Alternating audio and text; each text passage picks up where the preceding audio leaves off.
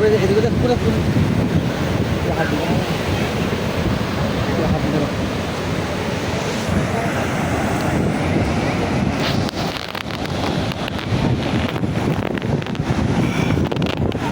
কক্সবাজার আসছি 3 দিনের ছুটিতেও অফিস কলিগদের সাথে। রাতের বেলা ডিনার করার শেষে সমুদ্র সৈকতের পাড়ে আসছি। এখানে আসলে অনেক অনেক ভালো লাগার জিনিস দেখার মতো আছে। এখানে বড় বড় ঢেউ আসে সমুদ্র সৈকতে রাতের বেলা। এখানে আসলে খুবই ভালো লাগতেছে। তবে এখানে সমুদ্র সৈকতে 3 নম্বর সতর্ক চলতেছে।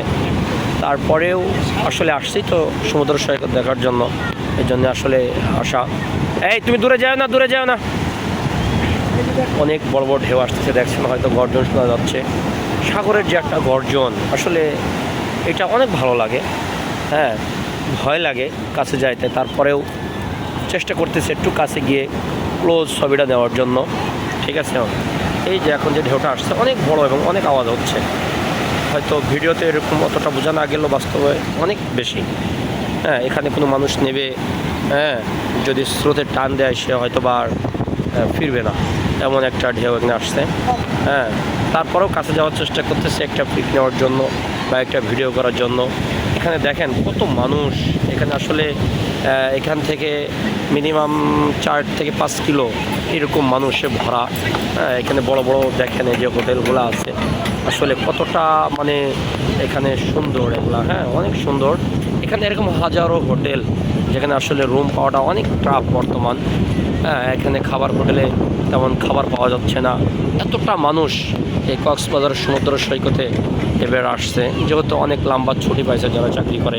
হ্যাঁ, তাদের অনেক লম্বা ছুটি, এই কারণে সবাই ফ্যামিলি নিয়ে, ফ্রেন্ড সার্কেল এবং অফিস কলিগরা একসাথে সমস্ত জায়গার থেকে কক্সবাজারে এসে আসলে ভিড় করছে। এটা শুধু কক্সবাজার না, আরও যে সমস্ত পর্যটক কেন্দ্রগুলো আছে হয়তো সে সমস্ত জায়গাগুলোতে সবাই যার যার মতো সে হয়তো গেছে। তো আসলে কক্সবাজার তো বাংলাদেশের ভিতরে সবচেয়ে বড় একটা পর্যটক কেন্দ্র। এই জন্য আসলে যেমন আমি আমার কথা বলি, 5-7 বার আসার পরও যেন এখানেই বারবার আসতে মনে চাই।